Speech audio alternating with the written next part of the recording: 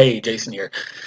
Today's video, I want to talk about 5 skills that will help you earn money now, today, during this coronavirus pandemic that we're dealing with, no matter how long it lasts, and will help you earn money for the rest of your life if you learn them. No matter what happens with AI and robotics and automation, and those are going to take away a lot of jobs, if you have these 5 skills, you will be able to work and make a lot of money and provide for your family, no matter what AI and automation and robotics do.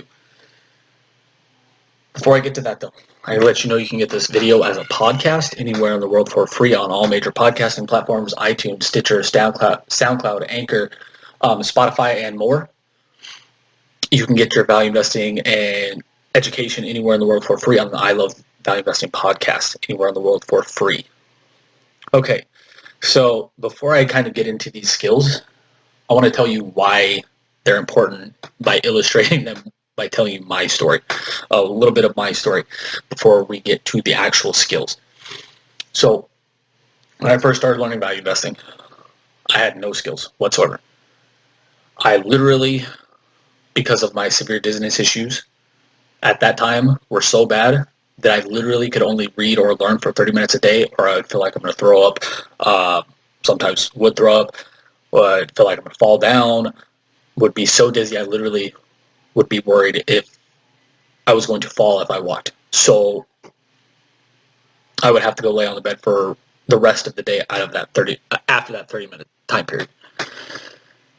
So at the age of, that was 21, 22-ish when I started learning about value investing. No skills whatsoever. No life skills, no job skills, no skills of any kind, really. No real-world economic skills, at the very least. But you can learn them. And you need to learn valuable skills. Not just skills that you want to learn because you think they're interesting, skills that you can use to make money. So you can provide for yourself, provide for your family down the road if you don't have a family yet. You can provide for your charities. You can take trips. You can travel. You can do whatever you want. If you have marketable skills that are valuable in a real-world sense, economic sense, you can make money today in one of the worst economies, frankly, in world history, and definitely in U.S. history, with mass unemployment, automation, robots, AI coming to take more jobs in the next 10 to 20 years. If you have these skills, you will not be replaced and you will make more money. That's why I'm telling you this today, because like I said in the intro, these will not only help you now, if you have them or you develop them.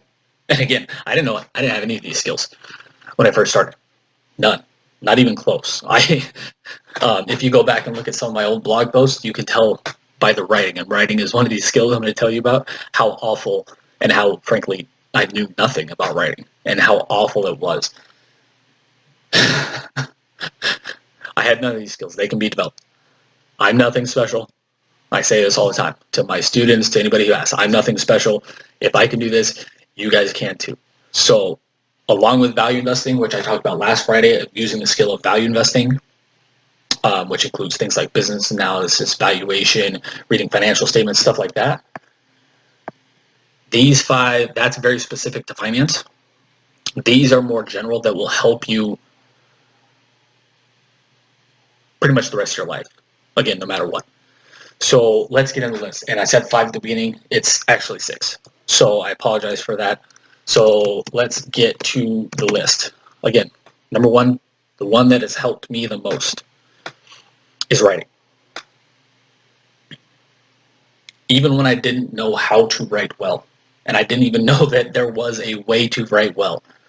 There was a specific way, specific process to writing well. Writing on the Value Investing Journey blog,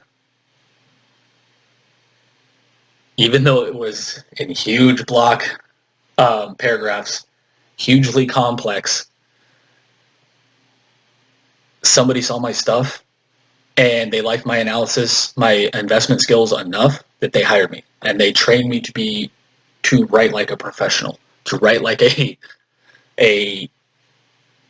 frankly, a normal person should write, not these huge block texts with no spaces, not these huge paragraphs with super confusing wording. And I actually will tell you an example. So when I got hired, or the people who saw me, I've been writing my blog for a little while, and I was writing investment analysis articles. Specifically, one of them he saw. He saw, I think it was on Seeking Alpha, I used to post those investment articles on other financial sites along with Value Investing Journey. He saw the article on there. Then he went to my book, How to Value Invest. Again, I didn't know how to write when I wrote that. So literally, as I was writing the second edition of How to Value Invest, which is in editing, if you're curious, it's being edited right now. Let me know in the comments below if you're excited about that, because I get asked about that all the time. Sorry to kind of go on a tangent there. But literally in writing, there's this thing called the FK score, which tells you how difficult something is to read. Typically, the easier something is to read, not only is it better, but it's easier to understand, and more people will read it because it's easier to understand, and more people retain the information. So overall, it's just better. If it's written for easier wording, more space, more paragraphs, not complex words, not complex phrasing, stuff like that. I went back after I learned this, and I learned how to write well, and just reading the first edition of How You Value Invest literally drives me insane now. Because of how poorly it was written, how hard it is to read, how hard it is to understand stuff. The FK score on How to Value Invest second edition was like 14 or 15, if memory serves me right. That means you have to essentially have a master's degree, bachelor's, master's degree level, reading level, to understand most of what's in the book. As a professional writer, you're supposed to shoot for an 8th grade reading level or lower. Again, the lower the better, typically. The second edition of How to Value Invest, again, is still going through editing, has something like an 8 or 9. So just by doing that, making things easier to understand, and again, understanding how to write well now, hopefully more people will be able to understand the second edition of How to Value Invest better. More people will like it, and then we can help more people, stuff like that. But to get back to, so he read the initial blog post, again, I think that's Seeking Alpha investment article, read my book. Again, I didn't even know how to write well then, not at all. But just the fact of writing and putting your stuff online, if it's good, somebody will eventually spot it. And you can get paid like that. I got paid really well for the time I was with that company. I've been paid more for my writing skills, writing abilities, than anything since I've actually been trained to become a good writer. And this includes not just financial writing, just writing well in general, and also the skill of copywriting I learned while I was there. And I've continued learning these skills over the years since I left the investment newsletter, I think 4 years ago now. Writing, to me, is the number one skill. Again, I'm biased because I've earned more money from this skill than any of these other skills that I'm going to talk about, except for maybe one. But writing, if you can get your ideas across well, easily to understand, and powerfully, you will help more people and you will make more money. You will either help more people with your business and your products, or you will help the company you work for, and you'll be paid more to do whatever you're doing. You'll be promoted if you can get your ideas across in writing well. And again, copywriting is the act of getting people to writing, or getting people to take an action through writing. That's essentially what it is. So you can write sales letters with this. You can write investment analysis articles with this. You can write travel. Writing is was a huge thing before the coronavirus crisis, I guess. You can write a proposal for your company. If you write a proposal that's easy to understand and powerfully written and well written, and you compared to somebody else who doesn't know how to write well, you are pretty much guaranteed to get your either job, promotion, your proposal through compared to another person who doesn't know how to write well. Extremely powerful skill. Again, like I talked about earlier, robots cannot do this. AI cannot do this. Automation can't write well. They can write. If you've seen some of the goofy, I think they're GIFs online about somebody feeding the a supercomputer a bunch of text and to learn, and then it wrote a short story, and it was awful. I mean, it was hilariously awful. So robots cannot take this skill. AI cannot take this skill, and you can earn a lot of money. Plus, copywriters specifically, and people who write well, they're pretty rare. I'm not putting myself in that category of somebody who writes super well, but in the financial space, I write very well. Sorry, not sure why this is focusing. In the financial space, there aren't many good writers, frankly, and I've been in the space, again, 4 or 5 years now. There's not a ton of good writers. So if there's not as much competition either. So you can get paid well, and you have more opportunities to get paid. This, again, I can't emphasize this enough. Learn the skill of writing and writing well. If you want to know some specific resources, let me know. I'm not a writing teacher. I could tell you, like, if I could copy edit something for you and show you how to improve it, but I don't think I could teach it well enough, which is why I don't have a writing course. But if you want some resources that I can kind of point you to, let me know in the comments below, and I will shoot them to your email or in the comment section or whatever. So, writing, number one. It's number one for a reason. At least, again, for me personally, bias. I've earned more money from this. Frankly, help more people with this. Another stat that is frankly insane. I didn't know this until I did some research around January of 2020. Because of my writing, and this includes writing, blogging, all this investment newsletters, answers on Quora, stuff like that. Again, I don't know why that's doing that all of a sudden. Sorry about that. My content that I can measure has been read by more than 500,000 people worldwide.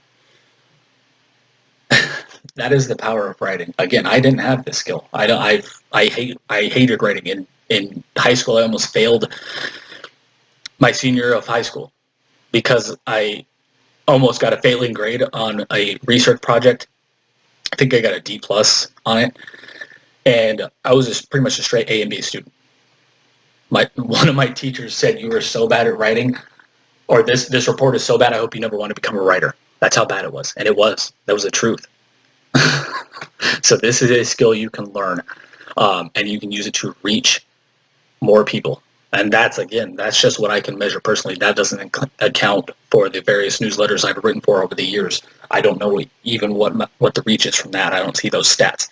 So you can reach a lot of people really fast with writing. Number two, researching.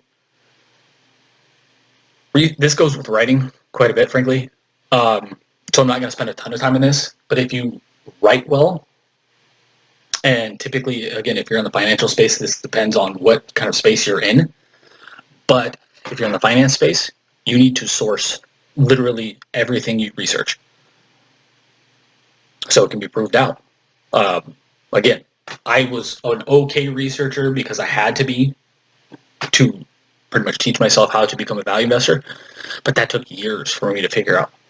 So to be a good writer, again, this may be specific to the financial space. I'm not sure about other spaces. Again, if you're a fiction writer, this probably doesn't have much bearing at all unless you're researching something kind of sort of based on real life. You have to be able to research well. Again, you have to be able to prove your stuff out. For example, stuff I write, you have to be able to prove it out, or you can literally get sued. Depending on what kind of structure the newsletter or finance article you're writing, if you literally just lie about stuff, Not only can it lead people to poor investment decisions, but you can literally get sued for it. So researching, ultra powerful skill as well. Next one, speaking. This goes back to some of what I talked about in the writing section. When I first started doing videos on here, go back and watch the YouTube channels. They're on there. Painful to watch. I would say literally every 2 or 3 or 4 words. And I went back and watched one of my old videos the other day, and it drove me insane. Just like the writing. The speaking, I've taken speaking courses. I've gotten speaking engagements. I was supposed to, in April, go to a speaking engagement in the Philippines to go speak at a marketing event in front of 200 executives. And that got canceled, obviously, because of coronavirus. Hopefully they'll invite me back at some point. But speaking, very valuable skill. And this goes with writing as well. So this is very similar to writing. If you can speak well and write well, you'll probably have a better chance to do both well. If you can do one well, you can probably do both well. Again, and this is a learned skill. Go back and watch some of the early YouTube videos from Value Investing Journey here on this page. Awful. Every, again, 2 or 3 or 4 words. I think speaking is powerful now. I think it's going to become even more powerful. For example, Joe Rogan, comedian, UFC analyst, commentator, podcaster. He has probably the #1 podcast in the world. Podcasting, again, if you listen to our podcast, if you not listen to our podcast, it's just listening to people talk. Either they're telling you something and trying to teach you something or help you with something, doing something funny, or they're interviewing people, typically. He just signed a $100 million contract with Spotify. $100 million for his podcast rights because his podcast is so popular. How popular, you're asking? His typical videos, and again, I subscribe to his YouTube channel. I've watched quite a few of his podcast episodes. He's fantastic. And typically his videos get between 500,000 and 2.5 million views. And again, they are really good. You learn a lot of stuff on that podcast. $100 million contract for essentially talking and interviewing other people. If that doesn't show you the power of speaking, frankly, I don't know what will. But there's even more. So podcasting, becoming popular. What else is in your house? Alexa, possibly. You can listen to podcasts on Alexa. You can listen to voice content on Alexa. If you can speak well and help people or entertain people, you can make money from this skill. Voice, I think, to me, voice, writing and speaking are already up there. I think voice in the next 10 years is going to become massive. That's why you see pretty much all of our video content turned into podcasting content. Frankly, we get more listens and views on our podcast than we do on these YouTube videos. According to analytics, at least. If the analytics are correct, we get, and it's not even close, we get far more listens on podcasts than we do views on YouTube videos. And I think podcasting and voice content and, again, speaking is going to become even more powerful over the next 10 years, specifically.